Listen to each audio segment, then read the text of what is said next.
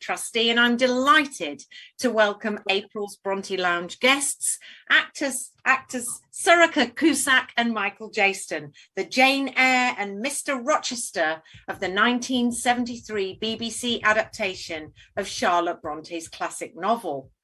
Before we start, please could I ask you to keep your video and audio switched off throughout the event. And if at any point you'd like to ask either Sorcha or Michael a question, type it into the chat box, which you can find right at the bottom of your screen. And I'd be delighted to ask the question on your behalf. And do let us know where you're zooming in from.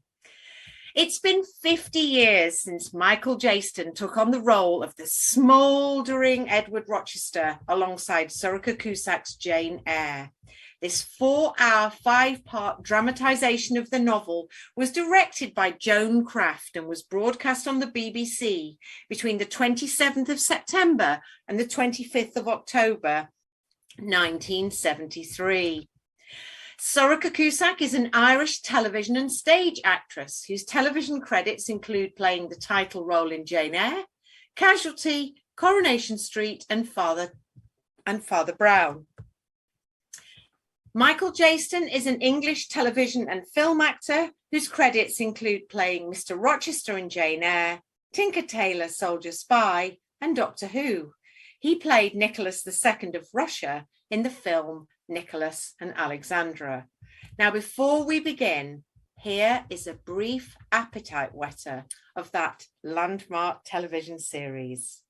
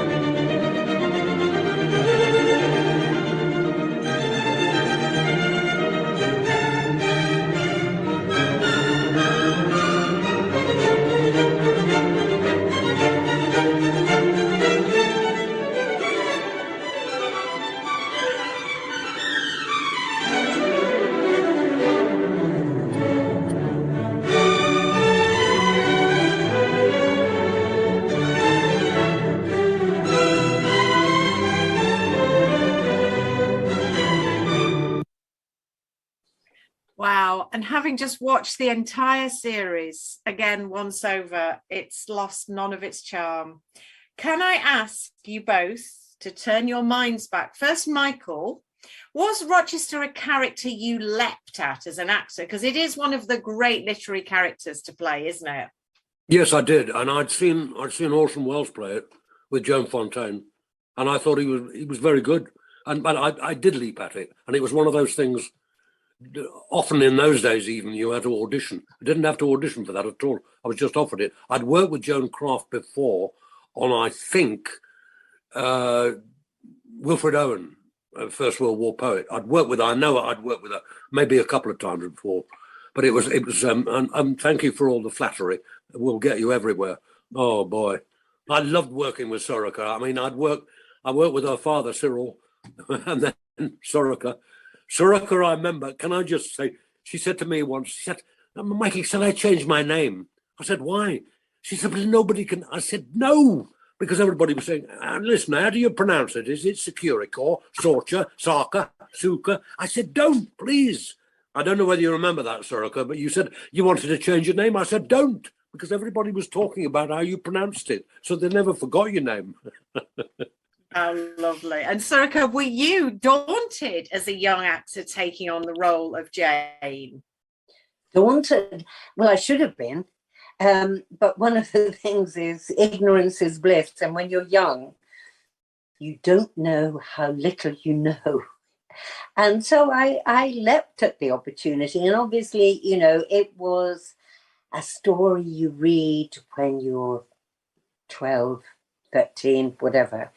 And it's iconic, it stays with you. So the opportunity was great. And the other thing, of course, was that it's a very English story. And one of the problems for Irish actresses back then was that if you kept an Irish tone to your accent, you tended to end up playing maids.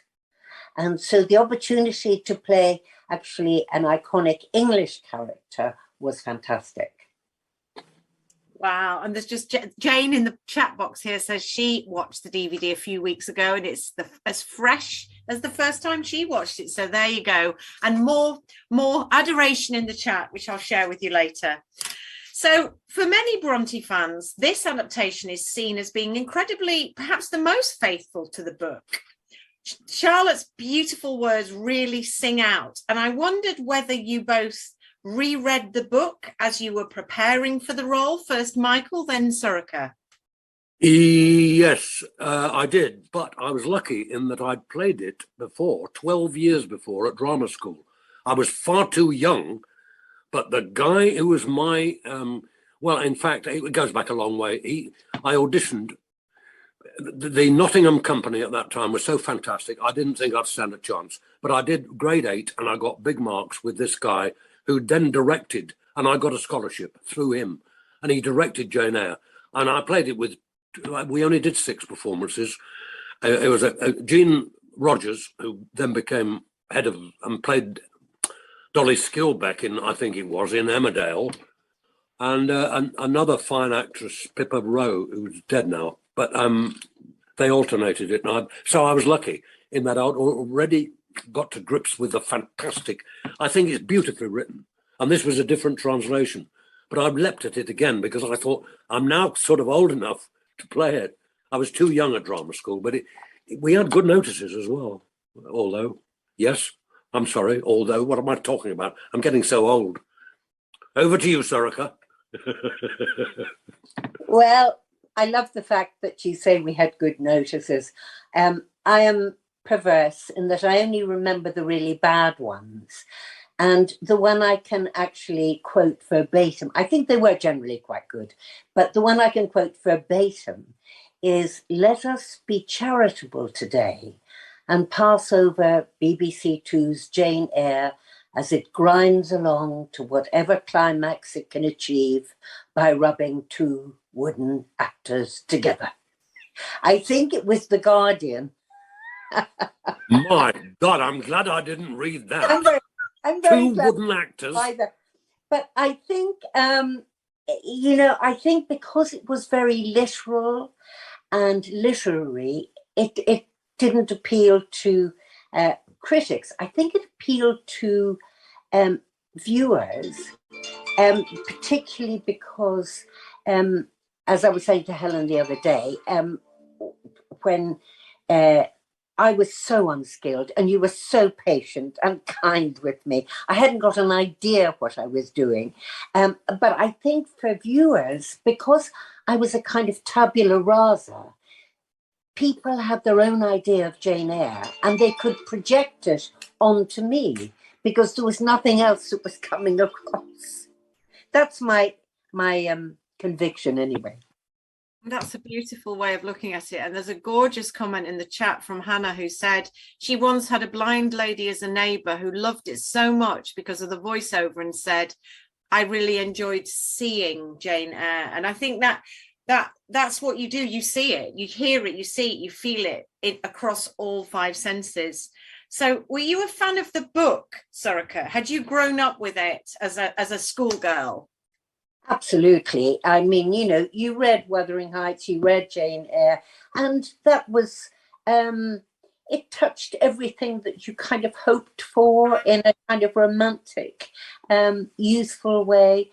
And I think Jane Eyre particularly, you know, Cathy in Wuthering Heights is wild and passionate. Jane Eyre is this kind of suppressed, quiet energy, where I think as a 11 or 12-year-old, you think, I have that inside me. Nobody can see it, but I know it's there.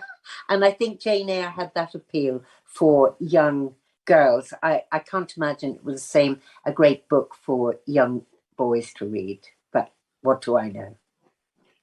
Michael, I was really interested in you saying that you weren't old enough to play Rochester when you were at drama school, and that you needed to have more lived experience before you could really inhabit a character quite so tormented as Rochester. And obviously, I'm not suggesting that you lived a similar life, but would you have said the time and the age you were when you played, you could play it with that kind of authentic emotional range? Yes, I think so, because I think, how old was I? I was about 37. I don't know whether I looked about 30. And I think Rochester, I'm not sure how old he is in the book, but yeah, it worked.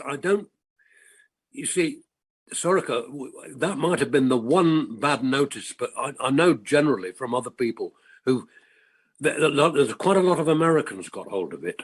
And if you remember, there's a Charlene, one of my biggest fans, but there was a lady before that who went on and on about the fact that he'd never been repeated, and it was repeated. And I don't know, it went out, I think it was the Telegraph, did a version of about 15 years ago and sent out a DVD. And of course, I got letters from 17 and 18-year-olds. And I used to send them photographs as I look now and say at the back, isn't it a shame? This is what happens. Life has had a go at you. But one of those, and it took off from there.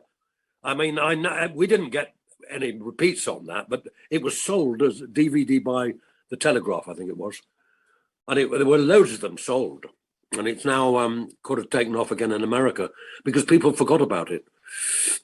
It was always somebody else. Oh, I like so-and-so's. I like this. I like George C. Scott. I like so-and-so. Well, Liz says, Michael's Rochester is the best. So many actors see him as a 2D stereotype. So you're getting lots and lots of thumbs up, the pair of you, in the chat here.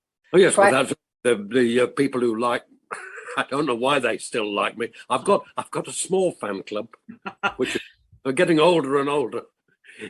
Often at Chichester, I go and see things because I live in Sussex. And if a lady says, my God, I loved you as, you hope you don't mind. I mean, I loved you as Rochester. I said, I know vaguely how old you are. They'll work out now you're 17. You add 50 years on top of that. It's generally true. So Rebecca's got a question here. She very much loved the series for its translation of the novel's humour. Was that something that you consciously spoke to when you were embarking on the characterizations? Me? You first, yeah. And then Sorcha, yes. Yeah, let's do Sorcha, ladies first in future. First. You know Sorcha. What I mean. But yes, I mean you've got to. But it was such a good script, I thought. And of course you've got to have humour in everything. If you've got a message, as who was it said, if you've got a message, you use Western Union. But if you've got a message, you've got to clothe it like Shaw, George Bernard Shaw. He had a few messages, but he clothed it in a great humour. And you've got to have humour in everything, I think. It's necessary. Absolutely. Otherwise, you know. But Rochester had his own. I mean, he was so awful with Jane in one thing. What will you do if I go away and all that kind of thing? And he's really winding her up and being very, very naughty and a bit cruel. And then, of course, she sort of gives in and he realizes, you know, but he's lying because he's got his mad wife upstairs. What about you, Sorcha? Did you embrace humour in your portrayal of Jane? I wish I could remember. All I can say is I wish I'd injected a bit more humour, but I can't remember what I did. But I mean, her humour is a kind of sardonic view on things. It's not laugh out loud, is it? And I certainly don't think I brought laugh out loud to my oeuvre. No, but Sorcha, you were very, very good. And I find this, you could tell what you were thinking, especially when I was with. I mean, it was such a good cast. It was We had great. Meg Jenkins, and I was thinking about the scene when I did the song with Stephanie Beacham, and went to your face, and you could tell what you were thinking. And you see, I don't agree with you about the Irish. I find the Irish have a different attitude towards acting, and some of the best actors have been Irish. I mean, that lovely young girl, well, she might be about 30 now. It's Sorcha, isn't it? S-O. Sorcha. Yeah, she's fantastic. And it reminded me of you. The Irish have got a special thing about, and it's different. T.P. McKenna had a different way of playing stuff. And, well, yeah, I've worked with so many Irish actors, and I think they've got a special something or other. I don't know what it is. I'm quarter Irish, unfortunately. I wish I was full Irish. My grandfather was Irish. I mean, but you were a great thinker. You could, I mean, Joan was marvelous, but she used to get onto you. Didn't have any dialogue, but you knew what you were thinking about, and that's why you were such a good actress in that. You're a sweetheart, and I thank you. I don't think I deserve all those plaudits, but I'm very grateful. I'll put it in writing if you like. Yes, please. Yes, please. And I'm glad you didn't change your name. What were you going to change your name to? Sheila or something? I don't remember that. I remember giving people alternatives to my name and saying, look, I'll answer to anything. I'll answer to Secura Course, Rocco, anything you like. Don't worry about it. Because I could see we had a wonderful cameraman on that. I think his name was Ken. And I could see him gearing up to asking me to, move right or move left, but dreading the thought that he was going to actually have to say my name. And he eventually said it and got it wrong. And he broke my heart. So if I ever thought of changing my name, it was only really to spare those dear people the pain of it. But I never really, because I was christened Sarah. And oh yeah. And in my youth, all my family called me Sally. And then but what did you act in when you did the Gaelic, the Gaelic on television? We went to an Irish speaking school from the age of 3 to 11, and we did all our subjects through Irish, and therefore I was translated then. And that's when I decided to keep the Irish version. But I'm actually just boring old Sarah. No, Sorcha sounds much better. Much better. And the Bronte's father was Irish, Indeed he was. It's a beautiful, beautiful, redolent bit of casting.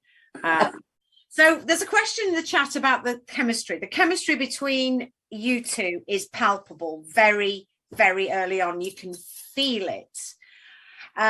How did you conjure that? I mean, was it something you worked at? Did it come simply through the characterization? How did you work around that? Who are you asking? You, Sorcha, first, please. My apologies. Okay. I always think it comes from the writing. And to me, I think the connection between them is, first of all, he is intrigued by a girl, first of all, a woman who is automatically of a lower status, and then a governess, which is an even lower status. He's intrigued by this woman who will actually speak her mind, however quietly, and she will kind of puncture him. And I think he's intrigued. And he wants more. He wants to find out more. And she, of course, like all of us, if someone's interested in us, we're very glad and grateful. And I think that's where it stems from. And then gradually, maybe their past lives, which have been full of grief and anguish, maybe they have that kind of visceral connection. But I think it starts with just the fact that she is prepared to answer back. And most people would tell her to shut up. But Rochester says, oh, that's quite interesting. That's my feeling about it. Michael. Yes, I mean, if you're doing love scenes with people, you're supposed to be in love, so a lot of it's acting. But I like Sorcha a lot. I mean, we got on very well as human beings, so that added to it. And I like women anyway. But I don't know whether Sorcha, you remember when I first met you, I was getting changed and you were getting changed. I mean, different. We couldn't see each other. We were in different cubicles. And I said, "Oh, it's lovely to see you. How are you?" and all that. And I did the same thing that Albert Finney did with Audrey Hepburn. I pretended I was as gay as they come, and you were very good about it. You didn't bat an eyelid, which might have been slightly difficult. I mean, all right, don't get me wrong, gay people can play, but I think you got slightly worried. I don't know whether you remember that. I was a bit naughty. Your memory is so much better than mine. All I can say is you mentioned these things and I say, oh, I don't remember that. But I don't remember what. Well, we got on so well together, didn't we? I mean, and that was great. You were Yeah. so kind and generous. Oh, don't be silly. No, you were, because I didn't have a clue what I was doing. I mean, I really didn't. You were experienced. You were at the top of your game. You'd just done Nicholas and Alexandra. You knew you were hot property, and there was I hadn't got a clue, and my only strength was I didn't know how little I knew. Yeah, but I realised that because you had a sort of naivety which worked splendidly as the character. I don't know whether That's right. You thought, oh well, I'm naive, but I'm naive anyway, and it worked fantastically. And there were one or two instances where somebody have said, "Oh, you were so kind," and I thought, well, it's because I thought you were vulnerable. But after about a few scenes, you got into it, and it was marvelous. I thought it didn't stop you. It's the Mutual Admiration Society we're in. Well, I do think, though, just thinking back to the casting, I think, well, there were two things. I don't know if you've got time to go into them, but the first was that because I was recently arrived from Ireland, and Ireland was about, I suppose, 10 or 15 years behind swinging London, I had a very non-contemporary quality, which I think is what Joan Craft probably saw and thought was useful. Whereas if you had someone who was born and bred and gone to drama school in London, they mightn't have had that so easily accessible. But the other thing was, stop me, Helen, if this is too long and boring, but I actually, when I went to meet Joan Craft for the meeting, I had a meeting prior to that in the same building, BBC building, for a series that they were doing, an Anthony Trollope series called The Palaces. And I was being interviewed by these two directors or producers or whatever they were. And one of the things they came up with was, and Sorcha, where would you like to see your career in 20 years' time? And with absolute pretentious gall, I said, well, I'd rather like to be playing Phèdre at the Comédie Française. And he said, in French? And I said, yes. And they roared with laughter. So then I went next door to meet Joan, and they were they said, what were you all laughing about? What was so funny? And so all my nerves about meeting Joan for Jane Eyre had completely evaporated, and we had a lovely time, and I think that's really how I got the part. Yeah, but don't forget also, we had your father, who I'd worked with, so we chatted about him. Because I mean, legendary. I mean, he was a fantastic actor, and I'd worked with him on the Homecoming Harold Pinter thing. So we had that in common as well, which helped. Very much. Yeah. There's a question in the chat that, do either of you remember the proposal scene and how that was approached specifically? Was that a difficult, interesting scene to plot together? No, I'm sorry, Sorcha, go on. You first. No. Something about this. I'd ask Michael because I can't remember. Well, if you remember, it happened to me twice. It happened to me once on when I was doing Siegfried Sassoon, and it also happened when I was doing Rochester.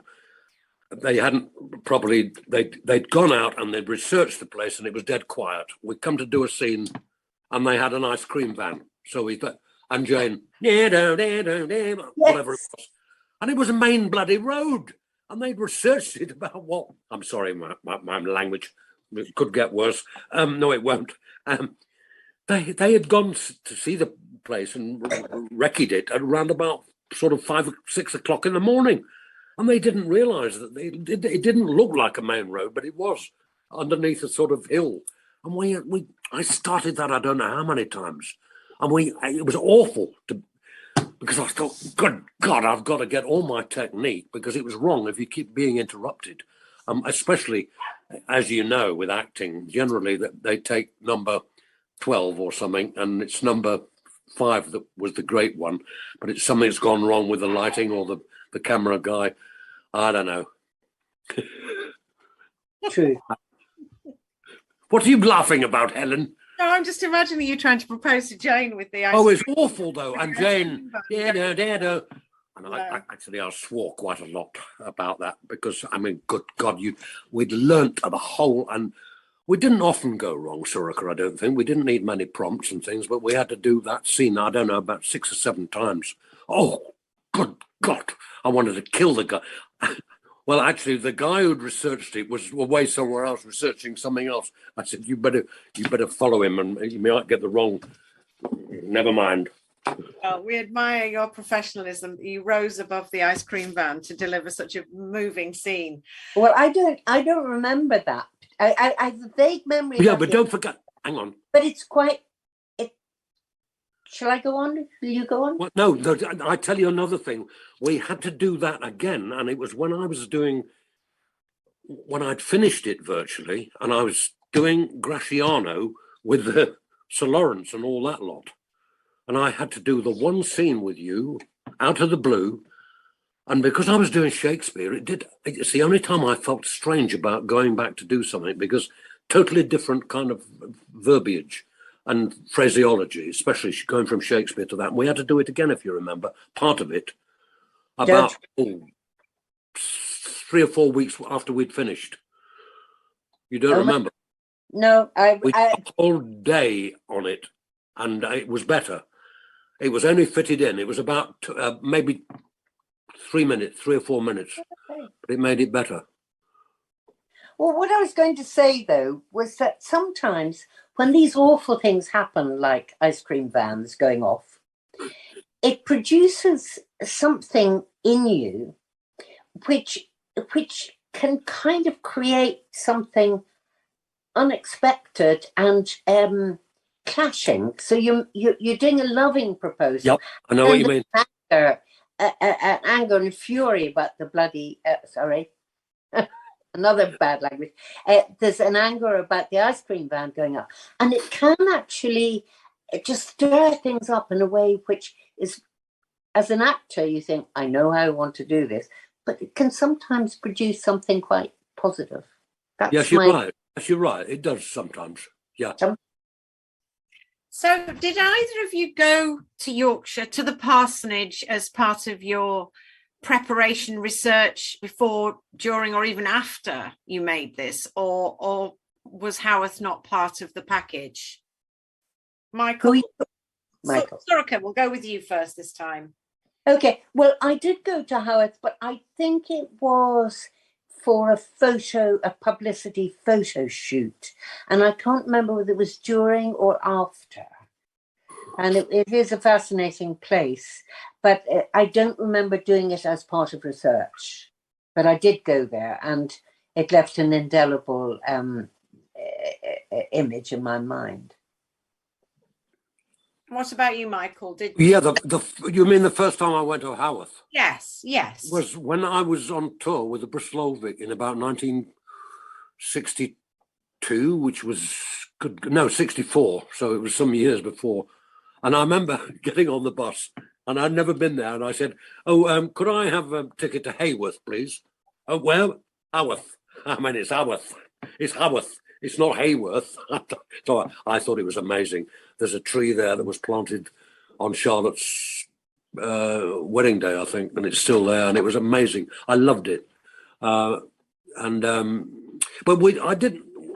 I didn't do any research beforehand, but I'd been there and I knew what it was about. If you take the Brontes, there was Bronte, his real name was Bronte, and he was a clergyman, wasn't he? Not Catholic. He was a clergyman. He outlived them all. Terrible life they all had. Yeah, absolutely tragic.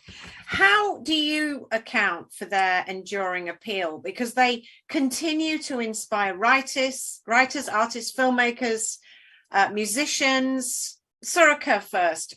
What is it about their relatively slender but immensely powerful body of work that continues to inspire generation after generation of readers and creatives? Well, I'm really interested in that question because I would love to talk, and maybe in this Bronte Lounge there are some very young people, because it seems to me that it has appealed over the generations to women who were without agency and without power, and that has changed so radically in the last, well, in my lifetime, in the last 50 years. My lifetime is much longer than that, but in the last 50 years, I wonder, does it have the same resonance for youngsters encountering the stories now? I think Wuthering Heights would, because that has that kind of visceral, passionate, anarchic feel to it, whereas Jane Eyre is someone who has been suppressed, rejected, put upon, circumscribed by society, by being female, by being poor, and I just don't know whether that has the same same resonance for youngsters. I'd love to know, and I would hope so, because the writing is so wonderful that I'd love to think that it can still reach young people. I don't know. Yes, I hope it can. You see, I don't know, I may be going into areas like male and female, but Jane goes to see, what's his name, the Jeffrey Hastings character, doesn't she? What's his name? And goes away, but she goes back to Rochester. There's something about him that she doesn't want to leave him, and she finds out.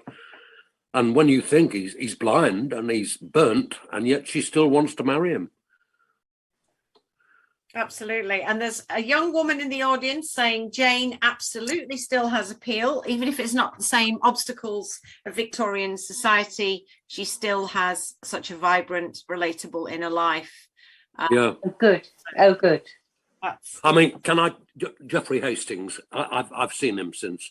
I didn't have any scenes with him. You had all your scenes with him, Sorcha. But to me, he's turned into one of the best actors, and especially one of the best comedic actors in the business. But that's not his name. No, it's not Jeffrey Hastings, is it? What's his name? Jeffrey Whitehead. Thank you. I'm sorry, Jeffrey Hastings. I think he's a cricketer. Jeffrey Whitehead. Now, you know Jeffrey Whitehead is. He was in a thing called The Worst Week of My Life, and he plays comedy as it should be played, where he doesn't remotely think he's being funny. And he's brilliant. And he's also brilliant in that thing with Stephanie Cole as well. But he's brilliant, and I've told him so. And I was working with some youngsters some years ago, and I said, if you want to watch what comedy like, watch him in so-and-so. And I told him this, and he was about, I mean, I've worked with him on radio since, but he's a lovely, lovely actor. We were so lucky with that. Sorry? He's a wonderful actor. Yeah. But in that, he was playing St. John Rivers, and talking about him being a brilliant actor, he was. He had this line, this immortal line saying, Jane, will you come to Hindustani with me, or something ridiculous like that. He could twinkle his eyes without moving a muscle, so that I corpsed every time. I mean, we had to do about 25 takes because it was such a ridiculous line, and he delivered it and then would twinkle at me, and I would walls fall apart. And he wasn't all that old, was he? I think No. he was not. He was only about a couple of years older than you, I think. Yeah. Lovely actor, Yeah. and a lovely man who is great. Yeah. Yes, the chat is echoing that and saying what a terrifying Rivers he played. Lots of brilliant actors in the cast. So yes, a lot of fans in the audience tonight. You've both worked across screens and stage, big and small formats. Which medium do you think has allowed you the most creative freedom and fulfillment as actors? I mean, how did it feel doing a mini series, packing the emotional impact of Jane Eyre, Ice Cream Vans aside, into those 5 episodes, compared with some of the stage and television work that you went on to do? Sorcha? Go on, you go. No, you go. Ladies first. I'm giving you the benefit of the doubt. Ladies first. Okay, are you sure? Yeah. All right. All right then. Well, No, you are a lady. I was being silly. I think for me, to be honest, the most creative time work is rehearsal for a theatre play. The rehearsal period and then the first maybe 3 or 4 weeks of playing is the most, it's the deepest, it's the biggest collaboration, the biggest time to expand ideas and so forth. But I have to say, in terms of feeling that I had achieved something, I found film the best, even though I've done a very small amount. Television, I find the worst, because you, it's a little bit of a, what do you call those things? Oh God. You know, it's churning it out a bit.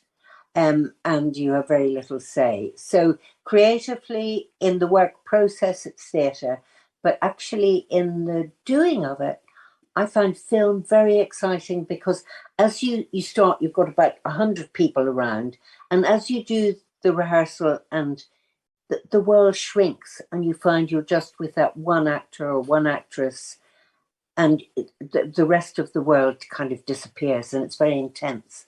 And I found that really exciting. Yes, I agree with you. I agree with you. Sorry, I know more about it. I find that theatre, I don't know, because you've got a different audience every night. If you're in a good show, it's great. If you're in a bad show, forget it. But then it finishes.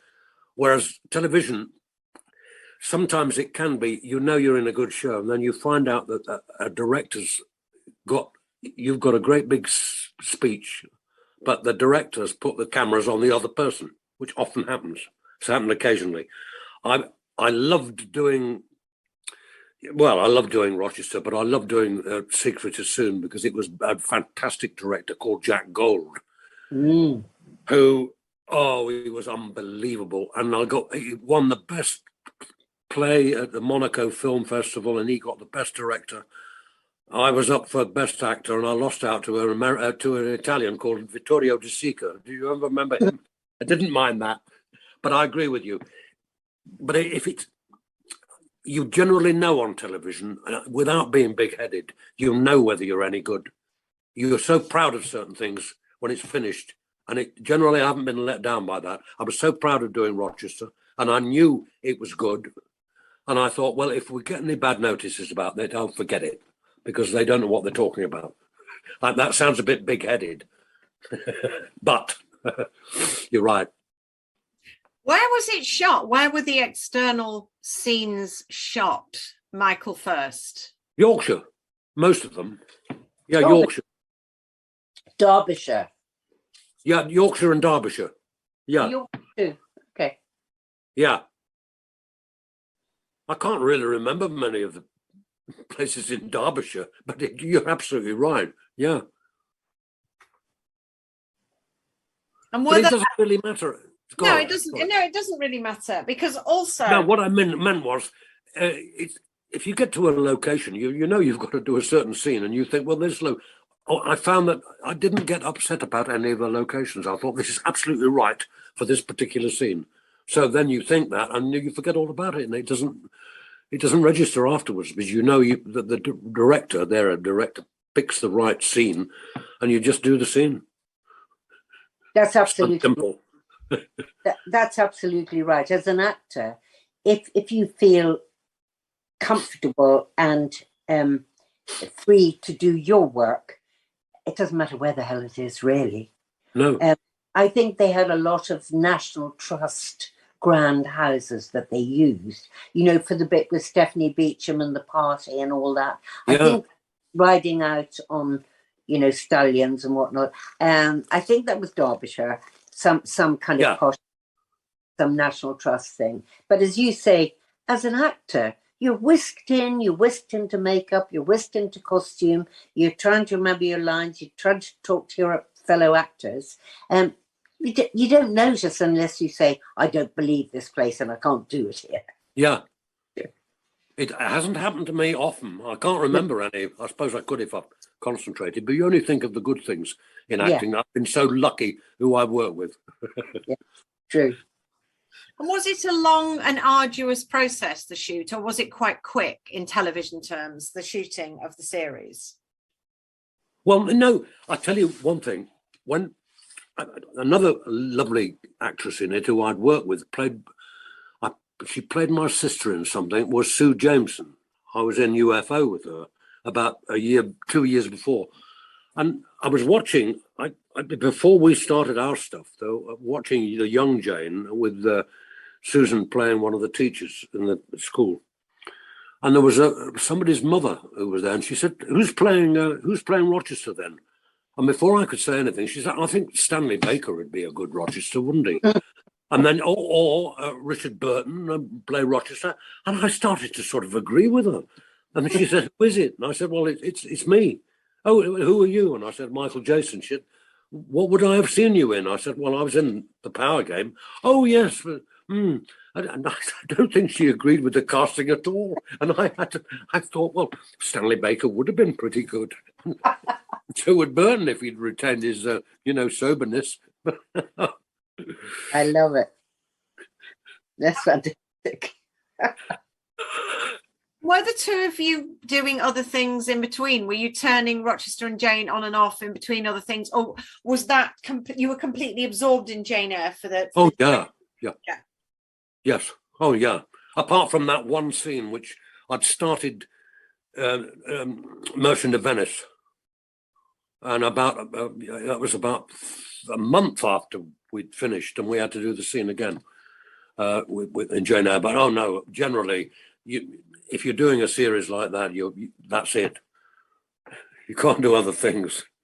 And did you take Jane and Rochester home with you during that period, or did you leave that costume and styling? And no, but Sorcha was talking about this, and you see, Sorcha and I are not method actors at all. No, I didn't at all. No. Bad method actors. Bad method actors are indulgent, and to me, it's the play first. It's like sport. It's the play first. It's your fellow actors second, and yourself third. You can take the stage like you can at cricket. It's the game first, yourself second, the players second, and yourself third. Always, I think. But you've never, and some bad method actors forget, you can never forget that there's an audience out there. Some method actors go, you always, because that's why you're there, aren't you? You can never forget there's an audience, and that's why you're performing. Well, some method actors do. They just do it for themselves, sort of thing. I worked with some bad ones. You probably haven't, Sorcha. God, I can't remember. Fair enough. Karen would like to ask if either or both of you have seen any of the subsequent adaptations of Jane Eyre, and if any of them resonated with you. So we've had Tim Dalton and Zela Clark in the 80s, Sam Morton and Kieran Hines in the 90s, and I think Toby Stephens and Ruth Wilson in 2006. I don't know if you'd seen any of those, and had any thoughts on how other pairs have taken on those epic roles. Sorcha? I haven't, not out of any kind of determination to avoid the competition. No, I haven't. I think I saw snippets of Ruth Wilson, who I admire very much, and I admire Samantha Morton very much as actors. But it's just not something I have watched. I mean, the only one I remember is the Orson Welles one. And of course, what you remember most of all about that is the fire. The mad woman and the fire, and that brilliant kind of conflagration that happened. But I haven't watched any of the recent ones, no, or ours either. So, no, I don't look backwards. You see, you and I are exactly the same. I'm exactly the same. I've seen snippets of certain things. I worked with Timothy Dalton on Cromwell for a time. We shared a dressing room with them. We shared a camper, whatever it was, with various people on Cromwell. And, well, he was quite rude to Alec Guinness.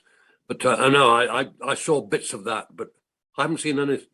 I saw the Orson Welles about twice, and that was it. Yeah, me too. Have you both got, I mean, we've talked, you've teased this out across the Bronte Lounge, but in terms of all the roles you've played, have you both got very fond memories? You obviously enjoyed working together, you've said that, but you know, is there something that stuck with you about playing those two roles that you kind of carried within you, or was it just very much really enjoyed that and then moved on? Well, I think the reason why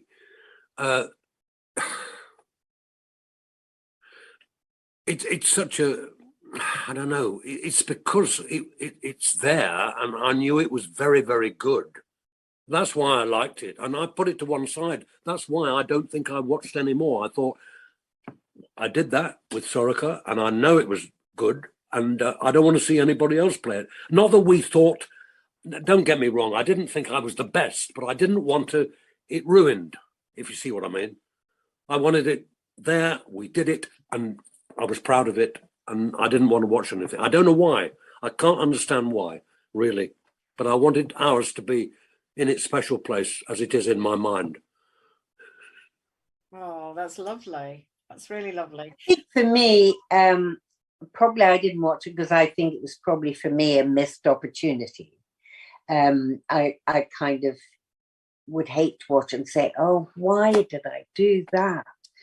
And one of the things about, I mean, it was a literary adaptation, and I think as a result, it was quite pace-wise, as far as I remember.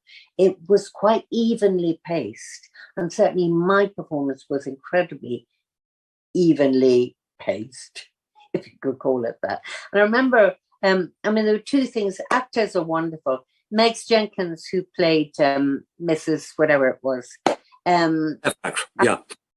I had all these voiceovers, and she just came over to me very quietly and said, you know, when it's a voiceover, you don't have to act it, you just have to think it.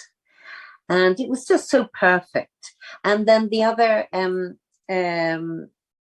God, am I going to remember his name? Nick Jones, Gemma Jones's brother.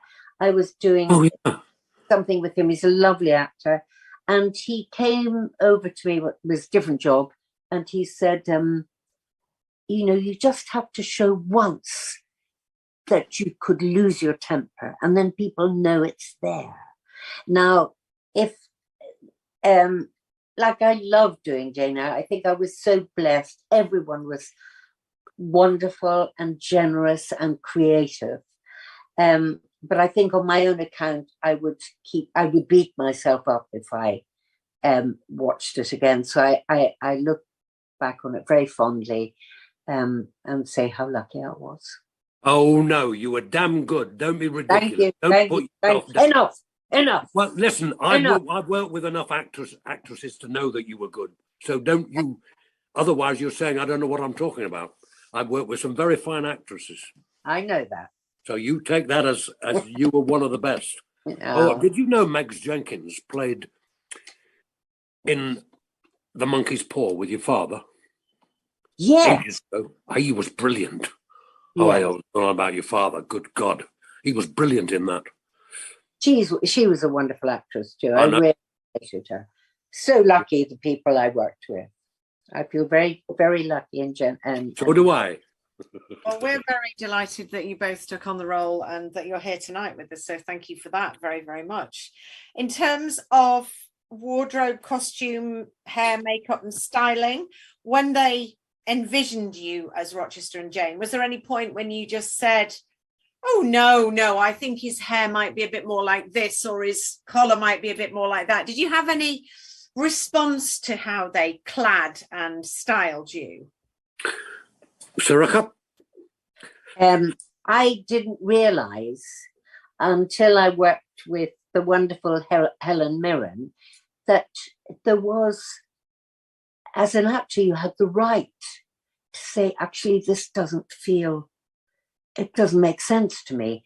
Whereas, you know, back in the Jane Eyre days, as a beginner, I thought, well, they tell you what to wear and that's what you wear. In the event, I thought they addressed it very, very well. And certainly I didn't feel uncomfortable at all. But I didn't realise back then, at the age of 23, kind of a rather ignorant 23, that one had the right to voice ideas. I've changed since then. I voice very loudly my ideas now. Excellent. What about you, Michael? Did you look in the mirror and go, I am Rochester? Well, yes, but nowadays, if I've ever seen clips of it, I mean, that great big, that fantastic wig I had, it made my own hair look ridiculous when I wanted to keep it because it was magnificent. And anybody could put their hands through that. Oh, oh boy. Oh, that's brilliant. And what about working with the dog on the set or the animals? How was that? I was just thinking about that with the Irish wolfhound. Yes. Yes, there was another scene where we were getting quite emotional about things, and you got the dog, a lovely animal, put his head up into the camera about 4 times. I don't think they had to give it any sleeping pills or something, but do you remember that? It was a lovely, lovely dog, wasn't it? Sorry. Yep. He was lovely, but I don't remember any of the detail. Yeah, about 2 or 3 times he put his head up in the scene, and we had to do it again, of course, because we got this great. He was fascinated with the camera and the cameraman. Irish, I love Irish wolfhounds. Oh. Why did you ask that question, Helen? You must have known something had gone wrong. No, not at all. There were a couple of questions in the chat about working with the animals, and it was. I think I just timed it to chime with your thinking, Michael. So great minds. And what was it like working for the BBC? I mean, you know, BBC costume drama. You know, that was the stuff of mainstream family. You know, your week pivoted on these extraordinary costume dramas. What was that experience like working for the BBC? Was the world your oyster? Was your trailer massive and everything you wished came to pass? Is that for me? Yes, Sorcha. Yeah. Okay. What was wonderful about the BBC, you have this wonderful place out in White City where all the BBC programmes were made.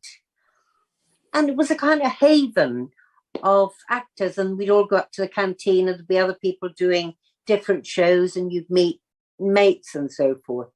But in terms of trailers and all that, the other great thing about the BBC back then, you got to rehearse.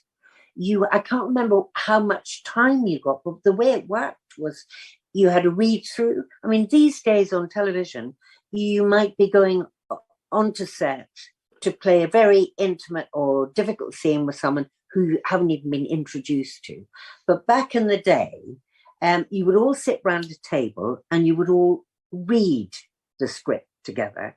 And then you would mock up the dimensions of whatever the location was going to be, and you would rehearse. And then the technicians, the camera and sound people would come in at the end of the week to see what you were producing and what they were working with. So they had time to mull over how they would approach it too.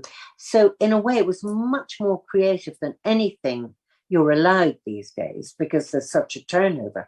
But I don't remember there being great Winnebagos. Certainly, maybe Michael got one, but I certainly did. Oh, no. Oh, no.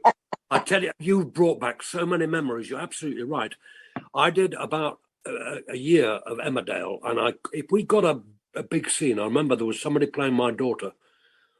We just had it, and then a camera run, and that was it. So if I had some big scenes, I used to get hold of them the night before and maybe go to the pub and do it for hours and hours and rehearse it. And I mean, it's appalling that actors have to do that nowadays. And I feel so, I don't know, sorry for some of the actors in the soaps because they just go into it and then you find out you've played a part where you've been, I don't know, a shopkeeper for 5 or 6 years, and then you suddenly turn into a mass murderer, for instance. But sorry, I remember when I was at the RSC and I was allowed to do the power game while I was in the RSC because we were in repertory, and we had a fortnight's rehearsal. I mean, now it was just accepted. We had sort of, well, at least 12 days. I had less because I was on stage. I'd been used to doing 3 hours, 20 minutes shows, playing Laertes with David Warner's Hamlet. I couldn't believe, to me, television power game, I'd done 1 or 2, was so easy. Wrong way round. But the power game was I did all right, I tell you. We did 22 million people a week. That was how successful it was. Because there was only 3 channels, I think. Nowadays, 5 million's good, but and there's too many. They go on about youth. However, I'm waffling again, aren't I? Not at all. Not at all. We're coming quite close to the end, and I'm sure I can speak on behalf of everybody who's joined us tonight. For those of us who've watched the series and had the pleasure of enjoying it many times over the years, it is beyond a privilege to have the two of you here, not in the same space, but in the same virtual space, to share those extraordinary memories of what is a landmark version of Jane Eyre. I can't thank you both, Sorcha and Michael, so very, very much for this evening. And lots of love is coming through in the chat, which we will share with you. Thank you. How many are there? About 5.5 or something? And a dog? No, there's about 70 people in the audience tonight. 70? So all of whom have been hanging on your every word. So thank you both very, very much indeed to all of you, and to all of you for joining us this evening. We have a regular programme of Thursday online talks, so do visit our website, www.bronte.org.uk, or come and visit us at the museum and see our wonderful 2023 exhibition, The Brontes in the Wild, which explores how landscape, weather and the natural world play an important role in the lives and works of the Brontes. But if you would like to turn your cameras on and unmute to show your appreciation to the absolutely magnificent Michael Jayston and Sorcha Cusack, please do that now. Thank you both very, very much. No, thank you. Thank you. It's been so much fun.